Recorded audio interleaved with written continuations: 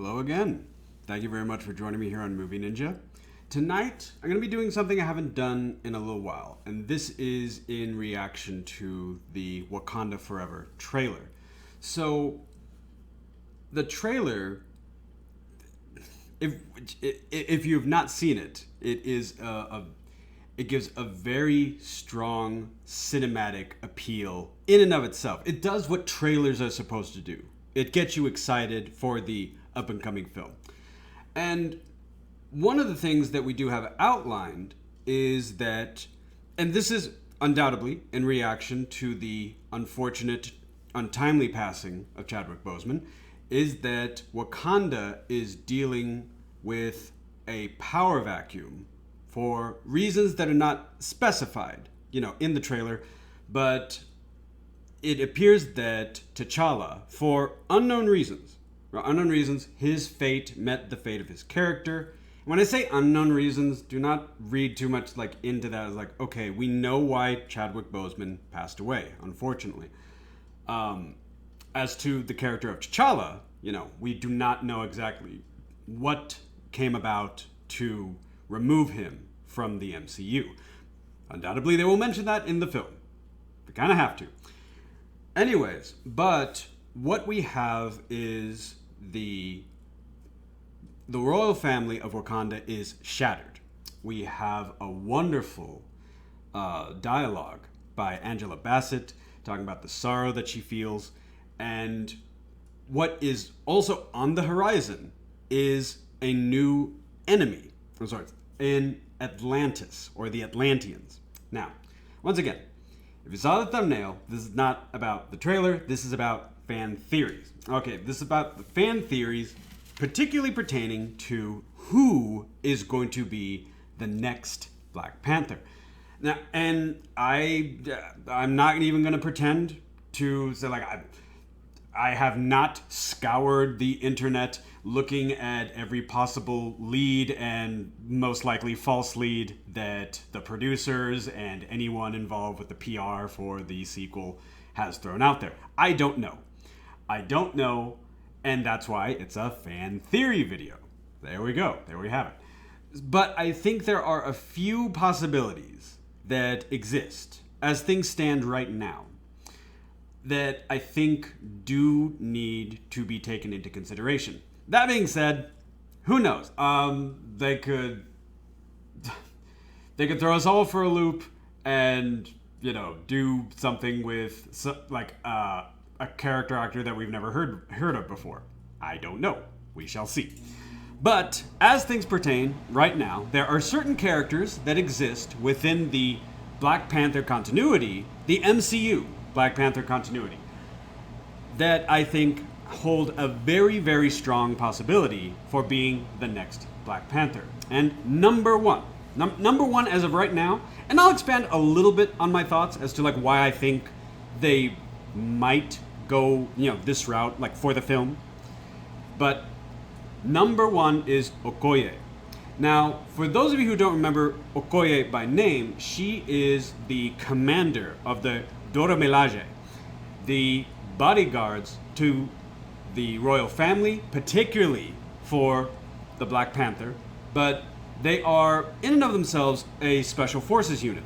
I think of her as an extremely capable leader. We know that she, first and foremost, we know that the Black Panther as a political position is the embodiment of the strength of Wakanda.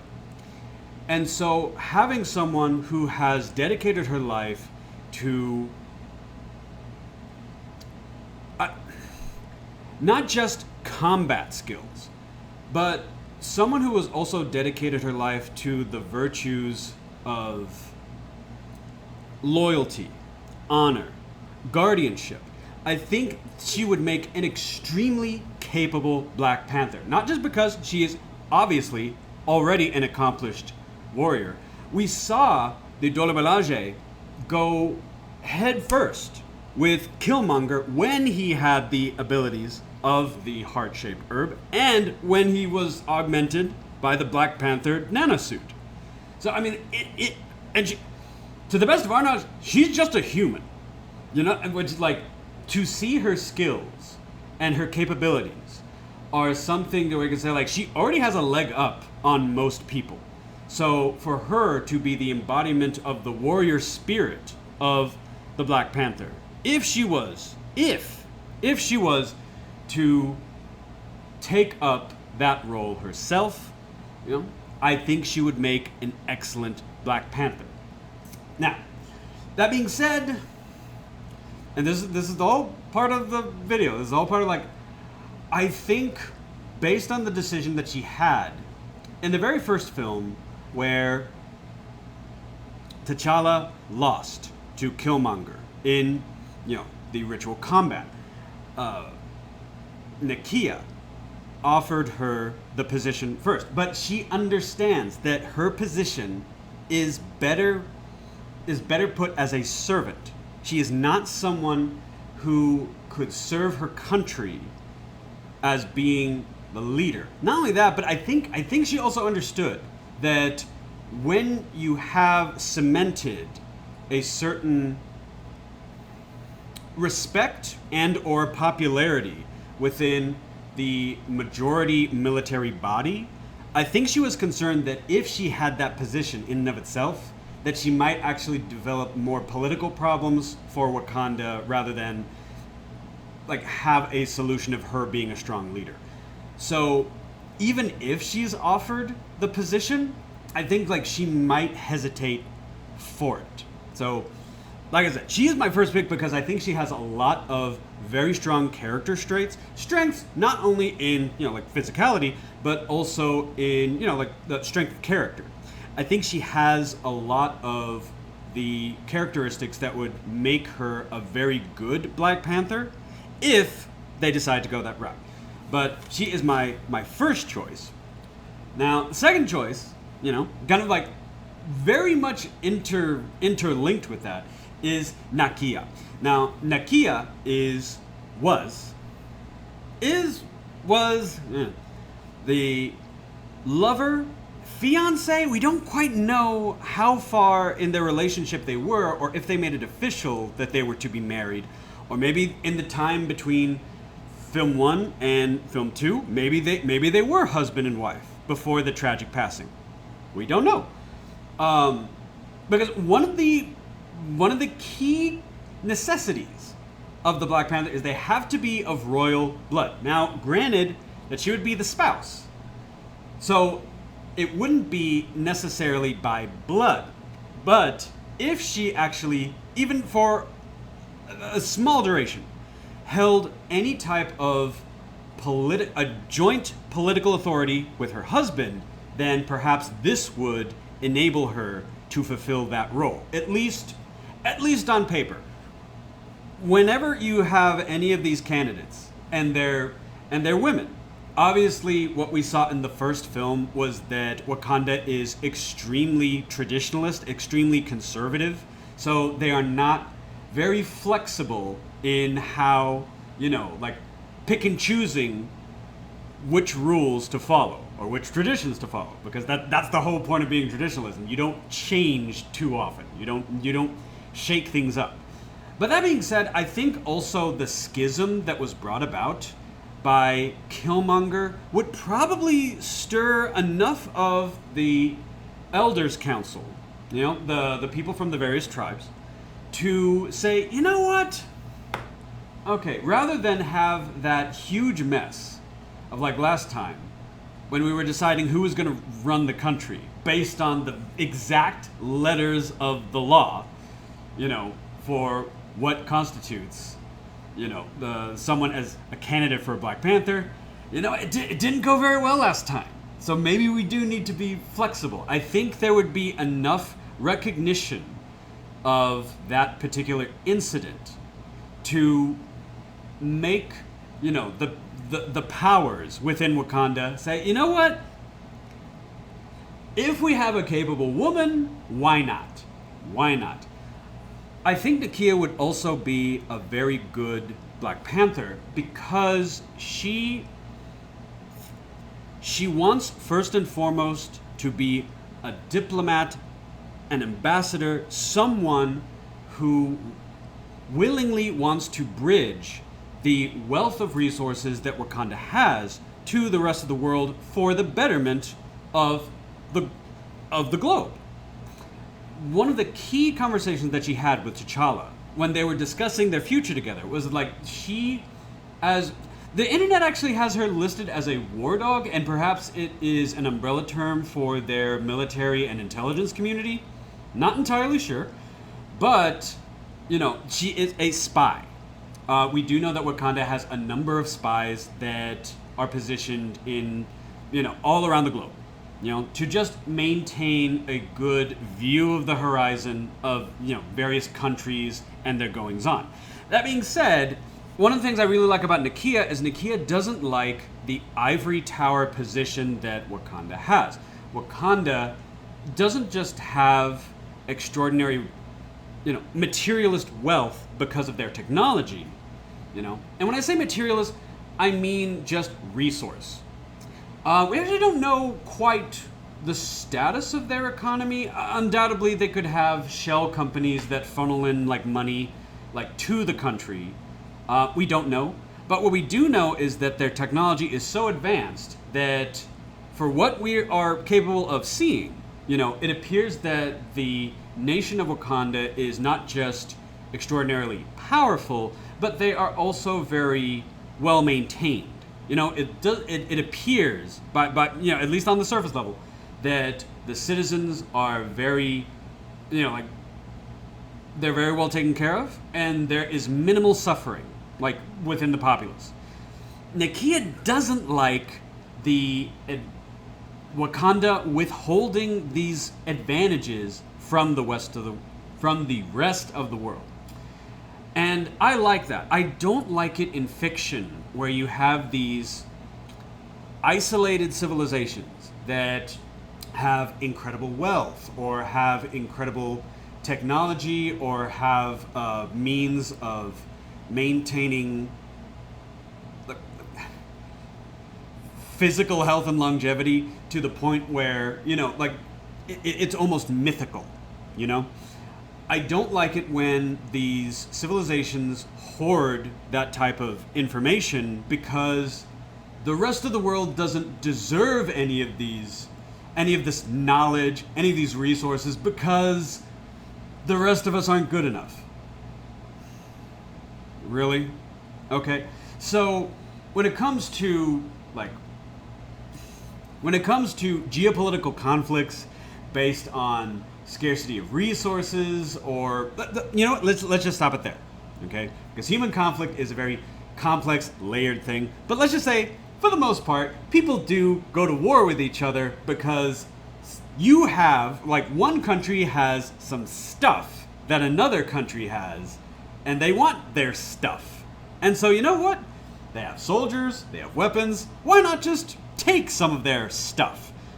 And so the cycle of conflict, and once again, it also goes beyond economics, but I'm trying to keep it a little bit manageable. So with regards to conflicts based on scarcity, if not just Wakanda, but any fictional civilization just takes it upon themselves, well, they don't deserve it because they're primitive. So what exactly is the kill count that would satisfy you to actually lend a hand to maybe where people didn't have to suffer the way that they're suffering? Not just in terms of the possibility of military conflict, but also, healthcare. Just basic, okay, so I'm just gonna say, for the sake of saying it, that it's highly likely that Wakandans benefit from advanced healthcare because of their extraordinary technology.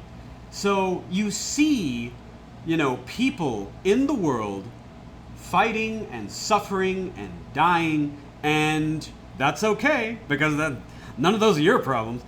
And I just can't relinquish how selfish that is, that general attitude, and not only that, but just the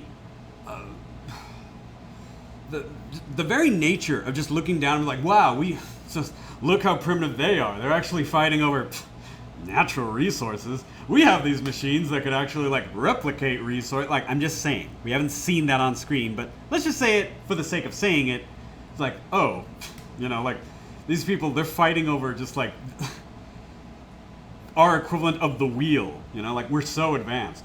I don't like that, and I like that Nakia sees Wakanda as a possible global leader in matters pertaining to conflict resolution, matters pertaining to just general environmental health, and she said like, other countries do it, we can do it better. I really like that line. She is someone who has been out in the world. She's seen the suffering of not non-Wakandans, and she said like, it's unfair and it's cruel that we just hoard all of this knowledge and resources to ourselves.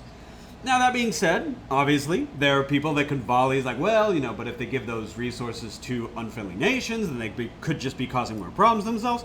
I'm not saying that there isn't an argument to be made with why Wakanda has set itself up the way that it has set itself up in the film. I'm just saying that I like the fact that Nakia wants to be someone who is more extending the olive branch rather than extending the sword. I do like that, and I think that she is someone with such level-headedness and such compassion that you would want in a powerful leader like the Black Panther. So, now, moving on to the third possibility. The third possibility, which is still a possibility. There are some people that have already made this particular theory. Don't quite know how much I would invest in it, but I will say that it's out there, and that is T'Challa's sister, Shuri. Now, Shuri is a technological genius, and she is actually someone who could not just maintain Wakanda's technological infrastructure, but actually improve upon it. As she said to her brother, just because something works doesn't mean you can't make it better. So, with regards to that, she could be, also, she is of royal blood, so they it would be easy for them to overcome that particular hurdle, because she is, directly connected to the royal line, to the royal lineage. That being said, there's a few things, even though I think she would probably make, with some time and with some training, she would make a very capable leader, in statecraft, as well as a fairly decent martial artist. I think there's a few things in the trailer that actually make me, in a way, disqualify this particular possibility, but I felt it just needed to be brought up anyways, because I do think that she is, a character with valid, possibility to the mantle of Black Panther. Anywho, Angela Bassett mentions in a tear-filled speech that she has lost her entire family. Well, okay, you lost your husband, you lost your son. We know that. But there's Shuri. Is she your daughter? Do y'all need to have a very heavy, complex conversation about something? I have no idea. Or, I don't know. More than likely, this is my thought on this, is that with the passing of T'Challa, there is a noticeable power vacuum within Wakanda. So what we saw from the very first film is that the royal family is much more vulnerable than they really thought, given certain contingencies, I don't think they ever foresaw the untimely passing of the king and obviously the prince turned king. So as a means of protecting their interest and legacy, I think what is a possibility is that the Mother Regent would probably recommend that Shuri go into some form of exile. And with that, possibly, keep herself safe, and perhaps prepare herself to take the mantle at a later time. And I stress at a later time because since the Black Panther as a political position is one of military as well as spiritual importance, I don't think you can have that, the person who has that mantle, I don't think you can have them in hiding. So if that is the case, maybe she is just saying, I've lost my entire family. And, herself and several key players have mocked up some sort of either disappearance or fake death and had that to just kind of, have her displaced, just to have her at a safe distance for a while. But not until she's capable of taking that role for herself. But that being said, you can't really have that position and still be in hiding. You know what I mean? So I think she is a very, very distant possibility, but the possibility still exists. That being said, I also believe that she better serves her role as a kind of Q-esque character, like Q from James Bond series. She is a quartermistress, someone who is able to shore up the acting Black Panther as, to paraphrase Ned from the Tom Holland Spider-Man series, she's the woman in the chair. She is the woman in the office, kind of with her eyes in the sky, to make sure that Black Panther operations go as smoothly as possible, with every now and then some technological backups, if necessary. I think that she better fills her role in that capacity rather than a political one. And I'm not entirely sure how long they would have to wait because for her to prepare and become the Black Panther, because she's a bit like, yeah, and the actress is a full-grown woman, but undoubtedly they made her character a bit childlike. Understandably, she's a princess, so she's a little bit spoiled. She's used to kind of having her way about things. But, being that she doesn't have the burden of that responsibility on her shoulders, she can kind of be a bit more playful. And I'm not entirely sure, for the story or for, in-universe purposes, how long, Wakanda could wait for her to ready herself to become the Black Panther. So, that's a distant third, but it's still a possibility. Now my last one. Last one might be a bit controversial, but also there are a few that have, thought about this. And this character wouldn't maintain any type of political authority as the Black Panther, but already has a very strong lead on anyone else. Some of you are already like, oh yeah, that's like. The fourth possibility for Black Panther is Killmonger. Wait, just hear me out. Okay? Does Killmonger deserve to be the Black? No, not at all. That was fairly well established, being a megalomaniacal warlord, and all of the commotion, all the panic and the crisis that came about from his very brief tenure as the Black Panther. But